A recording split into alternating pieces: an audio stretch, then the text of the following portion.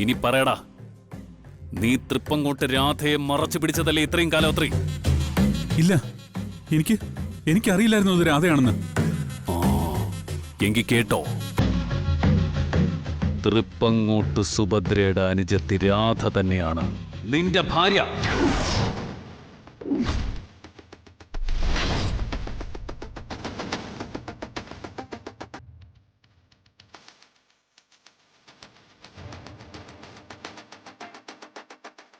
ഞാൻ കാരണം കൃഷ്ണേട്ടന്റെ ജീവിതത്തിന് ഒരു കുഴപ്പവും സംഭവിക്കരുതെന്നേ എനിക്കുള്ളൂ. താനെന്താ വിളിച്ചത്?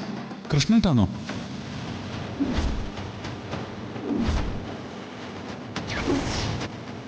ഇത്രയും നാള് ഞാൻ അവളെ അന്വേഷിച്ച് നടക്കുകയായിരുന്നു ഈ ദേശം മുഴുവൻ.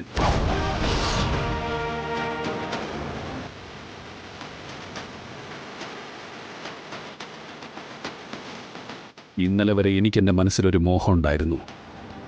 സുഭദ്രയില്ലാത്ത എൻ്റെ അന്തപുരത്തിലെ ദേവിയായി എൻ്റെ രാധയെ വാഴിക്കണമെന്ന്. പക്ഷേ അവൾക്ക് അതിനുള്ള ഭാഗ്യമില്ലാതായിപ്പോയി. എന്ത് ഭാഗ്യം? നിങ്ങൾ സുഭദ്രാമ്മയുടെ ഭർത്താവായിരുന്നെങ്കിൽ രാധ അനിയത്തി പോലെയല്ലേ? അങ്ങനല്ലേ കാണേണ്ടത്? ആര് പറഞ്ഞു? എന്റെ സുഭദ്രയുടെ തനി പകർപ്പ രാധ. എന്റെ ഭാര്യയായിരിക്കാൻ സർവദാ യോഗ്യയായിരുന്നു അവൾ. പക്ഷേ ഇപ്പൊ അവൾ നിന്റെ എച്ചിലായി കഴിഞ്ഞിരിക്കുന്നു. നിങ്ങൾക്കൊരു മകനുമുണ്ട്. ഇനി മേഘനാഥൻ അവളെ വേണ്ടത് ജീവനോടെയല്ല, ശാപമായിട്ടാ. അതിനുള്ള ഏർപ്പാടുകളാ ഇപ്പോഴീ രാത്രിയിൽ പൂർത്തിയായത്. എന്ത് ഏർപ്പാടുകള്? അത് അവസാനം പറയാം. അതിനു മുമ്പ് നീ അറിയേണ്ടത് എന്തിന് ഞാൻ നിന്നിവിടെ കൊണ്ടുവന്നു എന്നാണ്.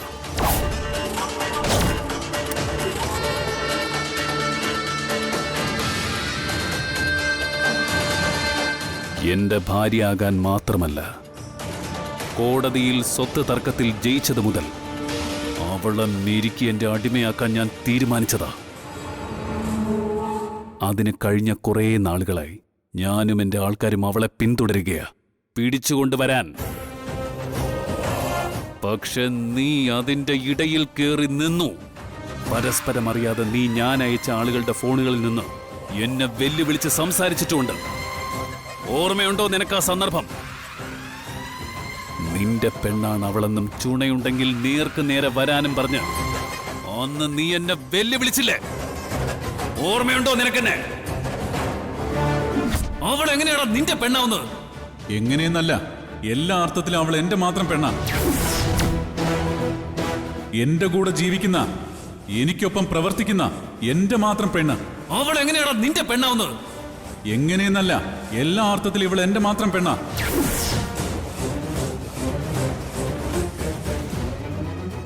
ഏതെങ്കിലും പെൺകുട്ടിയോ? അവൾ എന്റെ പെണ്ണാടാ, ഇഡിയറ്റ്. ഇവൾ എന്റെ പെണ്ണാ, എന്റെ മാത്രം പെണ്ണ്. ഓർമ്മയുണ്ട്. നീ ആരാണെന്നാ വിചാരിച്ചിരിക്കുന്നത്? അവളുടെ രക്ഷകനോ? അഞ്ജലി എന്റെ ഭാര്യ. ഞാൻ ജീവനോടുള്ള കാലം ആരും അഞ്ജലിയെ തൊടില്ല. എന്നാ ഞാൻ തൊടും, ഈ രാത്രി തന്നെ. അതിനു വേണ്ടിയിട്ടാ നിന്നെയും അനുജന്മാരെയും മനഃപൂർവ്വം ആ വീട്ടിൽ നിന്ന് മാറ്റിയത് ഈ മേഘനാഥൻ.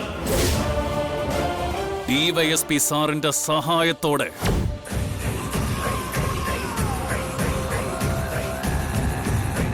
ഇതിനകം ആണുങ്ങളില്ലാത്ത ആ വീട്ടിൽ നിന്ന് ഇതിനകം എന്റെ ആളുകൾ അവളെ പൊക്കിയിരിക്കും എന്റെ താവളത്തിലേക്ക്. ഇനി ഞാൻ തീരുമാനിക്കും അവളെ എന്ത് ചെയ്യണോന്ന്. സമ്മതിക്കില്ല ഞാൻ. അവളെ തൊടാൻ സമ്മതിക്കില്ല ഞാൻ. റാസ്കൽ, മേഘനാഥന്റെ ദേഹത്ത് കൈവയ്ക്കുന്നോടാ.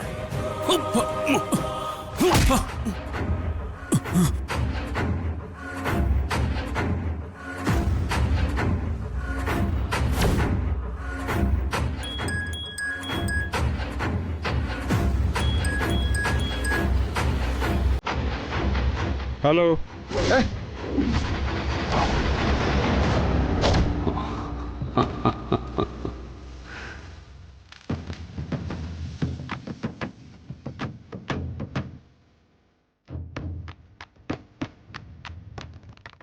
അവളെ തീർക്കു മുമ്പുള്ള എൻ്റെ ശപഥമായിരുന്നു. എന്നെ അപമാനിച്ച് അവളെ ഇത്ര നാളും സംരക്ഷിച്ച ആ രക്ഷകനെ ഇടിച്ച് ചതയ്ക്കണമെന്ന്. ഈ രാത്രി അതിനു വേണ്ടിയിട്ടുള്ളതാ. ഈ തോക്കിന്റെ മുനയുടെ ബലത്തിലല്ല, നേർക്ക് നേർ നിന്ന് കയ്യൂക്കിന്റെ ബലത്തിൽ.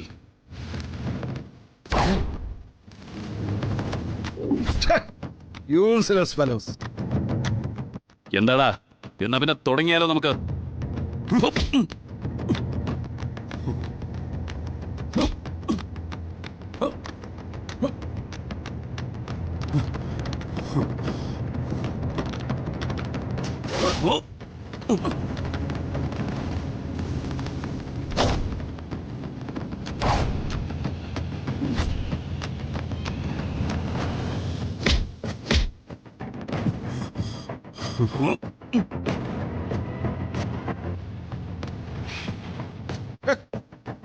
മതി, നിർത്ത. ഒരു കാര്യം പറയാനുണ്ട്. ഇപ്പൊ ഫോൺ വന്നു. ആ രാധ രക്ഷപ്പെട്ടു. ഏതോ ഒരുത്തൻ വന്ന് അവളെ രക്ഷിച്ചുകൊണ്ട് പോയിന്ന്. എന്റെ സംശയം നിങ്ങൾ മുൻപ് കൊല്ലാൻ ശ്രമിച്ചിട്ടുള്ള ആ വക്കീലാണെന്നുള്ളതാ.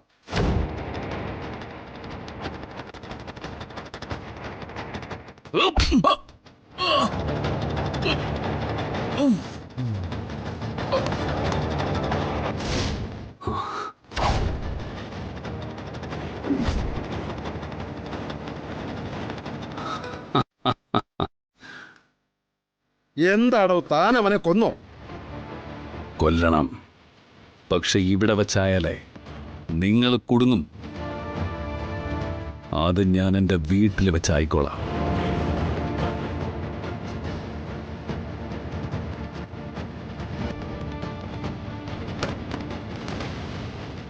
ഇപ്പോഴാദ്യം വേണ്ടത് ആ വക്കീലിനെ രാധയും തടഞ്ഞു നിർത്തല. ആ വക്കീലൊരു കുറുക്കനാ.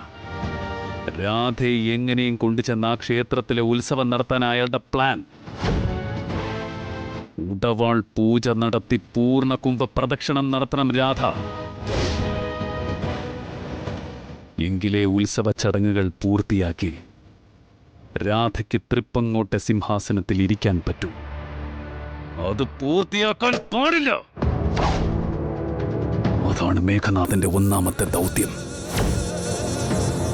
അതിനിടയില് ഇവനൊരു വെറും 7-ാം കൂലി, വെറും ഒരു 7-ാം കൂലി മാത്രം.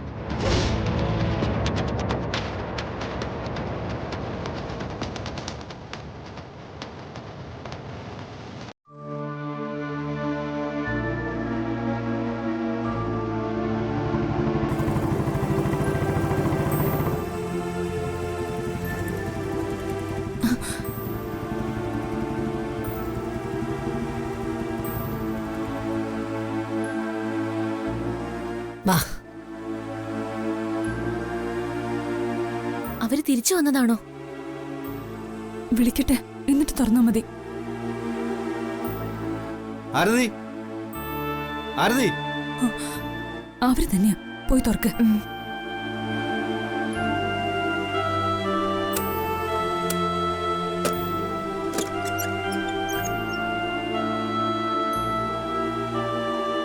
നിങ്ങൾ മാത്രമേ ഉള്ളോ? പ്രസാദേട്ടൻ എവിടെയാ? അവിടെ ഡിവൈഎസ്പിയുമായിട്ട് സംസാരിച്ചോണ്ടിരിക്കുക. ഞങ്ങളോട് പോയിക്കോളാൻ പറഞ്ഞു. അപ്പോ കേസിന്റെ കാര്യോ? അതൊക്കെ കള്ളക്കേസാണെന്നേ. ഡിവൈഎസ്പി സാറിന് എല്ലാം മനസ്സിലായി. അതാ വെറുതെ വിട്ടത്. സംസാരിച്ചെല്ലാം ക്ലിയർ ചെയ്തിട്ട് വലിയ നീങ്ങി വരും.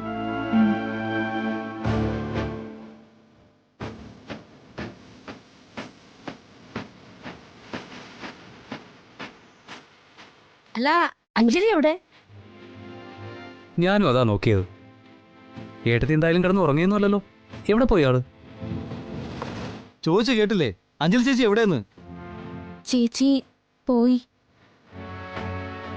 പോയെന്നോ? എങ്ങോട്ട്?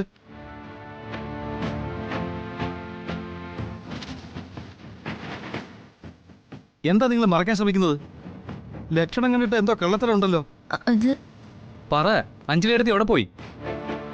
ശരിയാ, ഇവരിവിടെ എന്തൊക്കെയോ മറച്ചു വെക്കുന്നുണ്ട്. ഈ വീട്ടിൽ നടക്കുന്ന എല്ലാ കാര്യങ്ങളിലും നമ്മൾ കാണാത്ത എന്തോ ഒരു കുഴപ്പമുണ്ട്. അത് ഇവർക്കറിയാം, ഉറപ്പാ.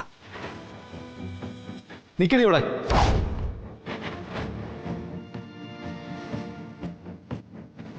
എന്താ കാര്യം എന്ന് പറഞ്ഞോ, ഇല്ലെങ്കിലുണ്ടല്ലോ എനിക്ക് പറയാൻ സൗകര്യമില്ല. എന്ത് ചെയ്യും നിങ്ങള്? അടച്ചിന്റെ ചെവിക്കല് ഞാൻ പൊളിക്കും. കാണണോ? എങ്കിലും അടിക്ക് കാണട്ടെ. എടീ, വേണ്ട, ഞാൻ പറയാം. ദേ കുഞ്ഞോളെ വേണ്ട. പറയാം കുഞ്ഞേച്ചി. എന്തായാലും ഈ രഹസ്യങ്ങൾക്കൊന്നും അധികം ആയുസില്ല. നാളെ വല്യേച്ചി അവിടെ ചെല്ലുമ്പോ തന്നെ എല്ലാവർക്കും എല്ലാം മനസ്സിലാവും. കാര്യം പറ ആര്യ. ആര്യയല്ല ഞാൻ, സൗഭാഗ്യ.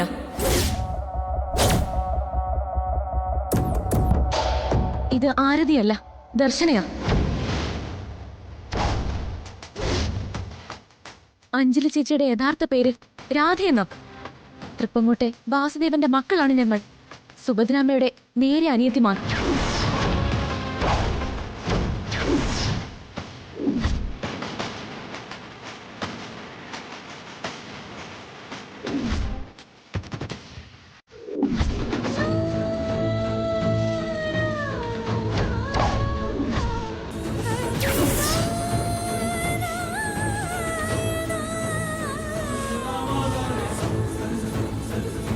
എന്താ ഈ പറയുന്നേ? തൃപ്പക്കോട്ട രാജകുമാരികളാണോ നിങ്ങൾ? സാക്ഷാൽ വാസുദേവൻ അങ്ങത്തയുടെ പെൺമക്കൾ? അതെ, ഇത്രയും കാലം ഞങ്ങൾ പേരും മാറ്റി ഒളിച്ചു ജീവിക്കായിരുന്നു. ആരെയും പറ്റിക്കാനൊന്നുമല്ല, കോട്ടയ്ക്കൽ മേഘനാഥൻ എന്ന ശത്രുവിൽ നിന്നും രക്ഷ നേടാൻ. ആ ഇപ്പൊ കാര്യങ്ങൾ മനസ്സിലായി. കൊച്ചുകുട്ടികളായിരുന്നെങ്കിലും ഞങ്ങളും തൃപ്പങ്കോട്ടുകാരല്ലേ. അവിടുത്തെ കഥകൾ മറക്കാൻ പറ്റൂ? എന്നാലും ഒരിക്കലും നിങ്ങളെ ഞങ്ങൾ തിരിച്ചറിഞ്ഞില്ല എന്നുള്ളത് അത്ഭുതകരമായിരിക്കുന്നു. അപ്പോ അഞ്ജലി എന്ന രാധചേട്ടത്തി ശ്രീമൂലസ്ഥാനത്ത് ഉടവാളെടുക്കാൻ പോയതാണല്ലേ? അതെ.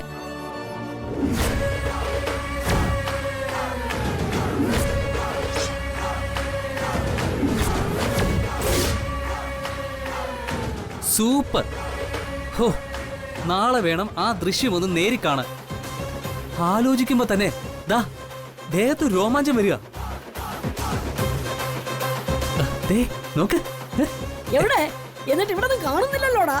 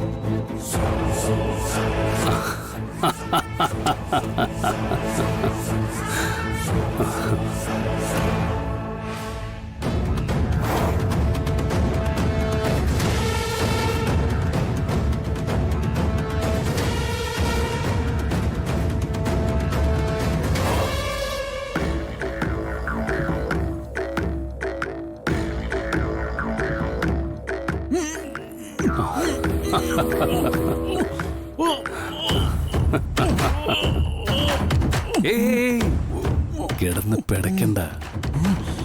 നിനക്കിനി ഇവിടുന്ന് രക്ഷയില്ലെന്ന് പറയാന് നിന്നെ ഞാൻ ഇവിടുന്ന് ചവിട്ടി ഉണർത്തിയത്. കൂട്ടത്തില് ഒരു നല്ല കാര്യം പറയാനും. തൽക്കാലം നിന്നെ ഇവിടെ തനിച്ച് കഴിയാൻ വിടുക ഞാൻ. എന്റെ ഡ്യൂട്ടി ഇവിടെയല്ല, അങ്ങ് തൃപ്പങ്ങോട്ട. നിന്റെ ഭാര്യ ഉണ്ടല്ലോ, നീയൊക്കെ അഞ്ജലി എന്ന് വിളിക്കുന്ന എന്റെ രാധ, അവളും പോയിട്ടുണ്ട് തൃപ്പങ്ങോട്ടേക്ക്. ഞാൻ അന്വേഷിച്ചു. ആ വക്കീൽ വന്ന് അവളെ കൊണ്ടുപോയിരിക്കുക, നാടിനും നാട്ടുകാർക്കും വേണ്ടി. തൃപ്പങ്ങോട്ട് ഉത്സവം പൂർത്തിയാകണമെങ്കിൽ അവൾ ഉടവാൾ പൂജ ചെയ്ത് പൂർണ്ണകുംഭ പ്രദക്ഷിണം ചെയ്യണമെന്നാണ് സങ്കല്പം. അല്ല, സ്വന്തം നാടല്ലേ, നിനക്കറിയാത്തതൊന്നും അല്ലല്ലോ തൃപ്പങ്ങോട്ടെ ചടങ്ങുകൾ. പക്ഷേ നിന്റെ ഭാര്യയായിരുന്ന രാധയാണ് അത് നടത്തേണ്ടതെന്ന് മാത്രം അറിഞ്ഞില്ല അല്ലേ? ആ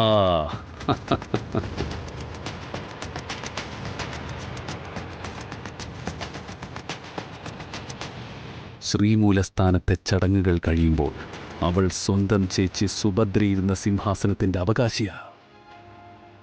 അതായത് നിന്റെ ഭാര്യ എന്റെ ഭാര്യ ഇരുന്ന സിംഹാസനത്തിൽ ഇരിക്കുമെന്ന അർത്ഥം.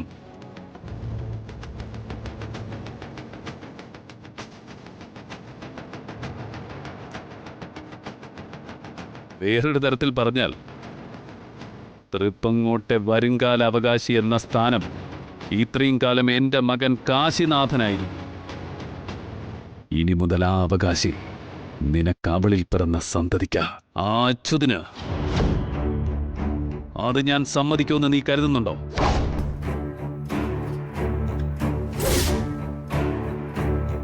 ഇല്ല, ഒരിക്കലും ഇല്ല, ഒരിക്കലും. നിന്നെ കൊല്ലാൻ തന്നെയാ എന്റെ തീരുമാനം. പക്ഷെ ഇന്നല്ല, ആദ്യം അവളെ, ഞാൻ മോഹിച്ച, എന്നെ വഞ്ചിച്ച രാധയെ, പിന്നെ നിങ്ങളുടെ മകനെ, ആ അച്യുതിനെ. ഒടുവിൽ നിന്നെ എന്ത് വേണമെന്ന് ഞാൻ തിരികെ വന്നിട്ട് തീരുമാനിക്കാം. എന്ത് പറയുന്നു ഇപ്പോഴീ മേഘനാഥനെ പറ്റി?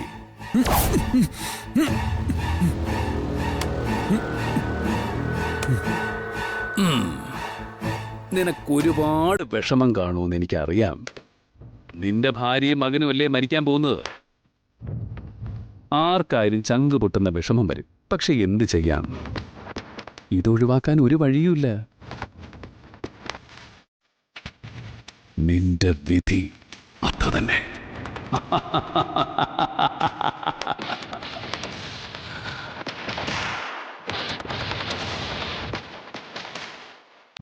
അപ്പോ ടാറ്റ, ബൈ ബൈ. തിരിച്ചു വരുമ്പോ ജീവനോടെ ഉണ്ടെങ്കിൽ വീണ്ടും കാണാം നമുക്ക്. തൽക്കാലം good night and sweet dreams.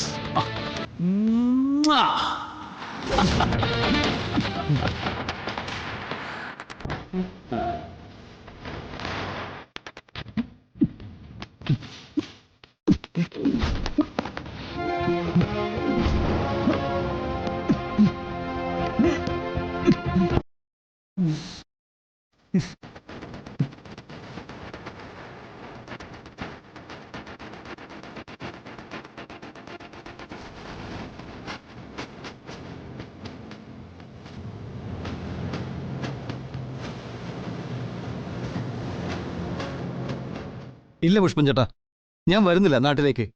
ഏട്ടൻ തിരിച്ചു വന്നിട്ട് നിങ്ങളെല്ലാവരും കൂടി പോയാൽ മതി. എനിക്കറിയായിരുന്നു ഇയാൾ ഇങ്ങനെ എന്തെങ്കിലുമൊക്കെ മുട്ടാ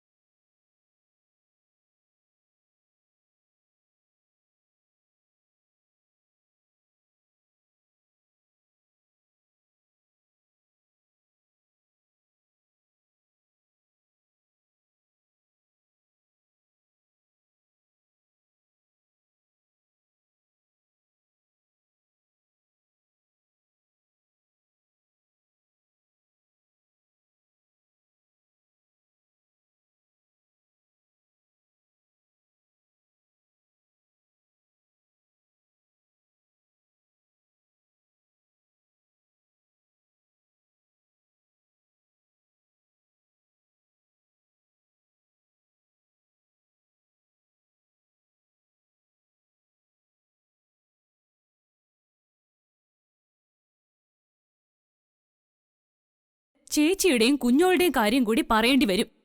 അതിനുള്ള അവകാശം എനിക്കില്ലായിരുന്നു. അതുകൊണ്ടാ ഞാൻ ഭർത്താവേട്ടനോട് ഒന്നും പറയാതിരുന്നെ. ആ ഇനി ഒന്നും രണ്ടും കളി പറഞ്ഞ് വഴക്കിടണ്ട. മുരളി, നീ ഇങ്ങനെ വൈകാര്യമായി ചിന്തിക്കാതെ ഒന്ന് ഓർത്ത് നോക്കിക്കേ. ഇത്രയും നാള് അറിഞ്ഞോ അറിയാതെയോ നിങ്ങൾ അഭയം കൊടുത്തിട്ടുള്ളവരാണ് ഇവര്. ഒരുമിച്ചുണ്ട് ഒരേ കൂരയ്ക്ക് കീഴിൽ ഉറങ്ങിയവർ. അവരുടെ ജീവിതത്തിലെ ഏറ്റവും വലിയ നിസ്സഹായാവസ്ഥ നിങ്ങളോട് അവർ തുറന്നു പറയുമ്പോൾ അത് മനസ്സിലാക്കാനുള്ള ക്ഷമ നമ്മൾ കാണിക്കണ്ടേ? അതല്ലേ നമ്മുടെ മനുഷ്യത്വവും. എൻ്റെ ശക്തമായ അഭിപ്രായത്തിൽ നാളെ വെളുപ്പിന് തന്നെ നമുക്ക് നാട്ടിലേക്ക് പോകണം. ചന്ദ്രേട്ടനോട് ഇവർ തൃപ്പങ്കോട്ട രാജകുമാരികളാണ്, നിങ്ങൾക്ക് ഇവരെ കല്യാണം കഴിച്ച് കൊടുക്കണം എന്ന് പറഞ്ഞാൽ അവർ എതിർക്കുമെന്ന് തോന്നുന്നുണ്ടോ? ഇല്ല. അത് ശരിയാ. പറഞ്ഞു കേട്ടെടുത്തോളം തൃപ്പങ്ങോട്ടെ വാസുദേവൻ അമ്മാവനും നമ്മുടെ അച്ഛനും പഴയ സതീർത്ഥരാ. ഇവരദ്ദേഹത്തിന്റെ മക്കളാണെന്ന് അറിയുമ്പോൾ അച്ഛനും അമ്മയ്ക്ക് സന്തോഷമാവും. കറക്റ്റ്. അവര് മാത്രമല്ല, നിങ്ങളും വേണം സന്തോഷിക്കാൻ. ഇങ്ങനെ ഒരു ഒളിവ് ജീവിതം വന്നില്ലായിരുന്നെങ്കിൽ നിനക്കോ മുരളിക്കോ ഇവരെ കാണാൻ പോലും പറ്റുമായിരുന്നു. ഇവരുടെ അടുപ്പം കിട്ടിയത് തന്നെ നിങ്ങളുടെയൊക്കെ ഭാഗ്യമല്ലേ മക്കളെ? മഹാഭാഗ്യം. ഓ, എന്ത് ഭാഗ്യം! മനുഷ്യര് രാജാവും റാണിയൊക്കെ ആകുന്നതേ തലയിൽ കിരീടം വെച്ചിട്ടല്ല, മറ്റുള്ളവരോടുള്ള പെരുമാറ്റം കൊണ്ടാ. ഇതൊരു